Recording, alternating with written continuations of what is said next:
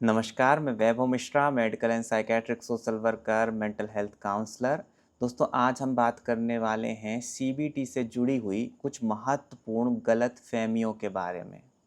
दोस्तों, जब किसी इंसान को एंजाइटी होती है, डिप्रेशन होता है, ओवरथिंकिंग की प्रॉब्लम होती है या फिर कोई दूसरी मानसिक उलझन होती है और वह अपनी समस्या के समाधान के लिए यूट्यूब में सर्च करता है, तो उसे ऐसे ढेरों वीडियो मिलते हैं जो कि यह बताते हैं कि अगर आप सीबीटी की प्रैक्टिस करोगे तो आप अपनी मानसिक समस्या से बाहर आ जाओगे। सीबीटी ब्रह्मास्त्र है। सीबीटी हर समस्या का समाधान है और आप जैसे ही सीबीटी की प्रैक्टिस करोगे आपकी मानसिक समस्या खत्म हो जाएगी। पर सच्चाई यह बिल्कुल भी नहीं है दोस्तों।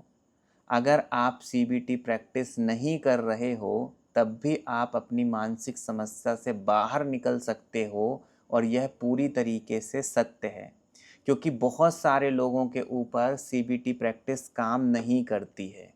बहुत सारे लोग सीबीटी का जब अभ्यास करना शुरू करते हैं तो उनका मन और भी अधिक उलझन से भर जाता है।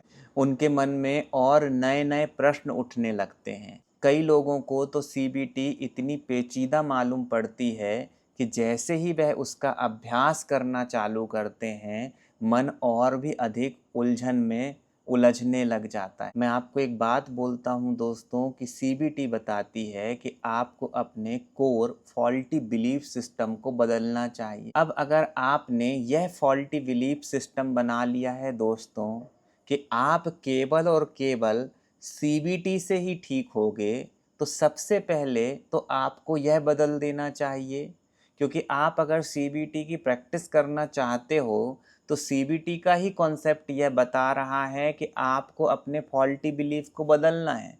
तो आप केवल सीबीटी से ही ठीक होगे, यह एक फॉल्टी बिलीफ सिस्टम ही है, क्योंकि बहुत सारे लोग सीबीटी के बारे में जानते भी नहीं हैं और वह केवल काउंसलिंग के माध्यम से ठीक हो जाते हैं।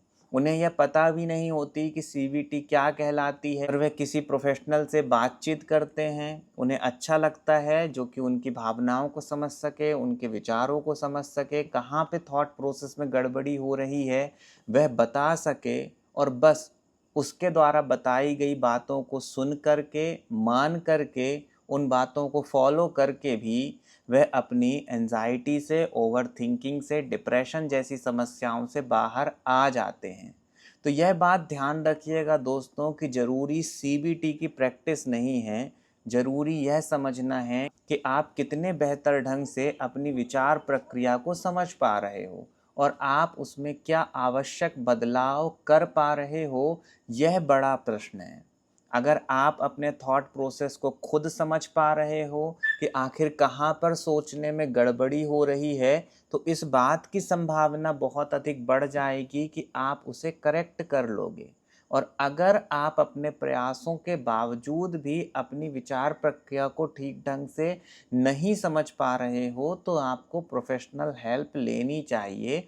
अब जिससे भी आप प्रोफेशनल हेल्प ले रहे हो सकता है वह सीबीटी का एक्सपर्ट हो सकता है वह सीबीटी के कुछ मेथड का उपयोग करके आपकी समस्या का समाधान करने में आपकी मदद करे। पर अगर आपने अपने मन में यह बना लिया है कि आप केवल और केवल सीबीटी से ही ठीक होंगे, तो आज अभी इसी क्षण इस विचार को त्याग दीजिए। आप तुरंत रिलैक्स फील करना चालू कर देंगे, क्योंकि अब तक अगर आपने यह मान कर रखा हुआ था कि सीबीटी से ही आप ठीक होने वाले हो, तो अगर आप इस विचार को इसी पल त्याग रहे हैं तो बदलाव आज से, अभी से शुरू हो चुका है।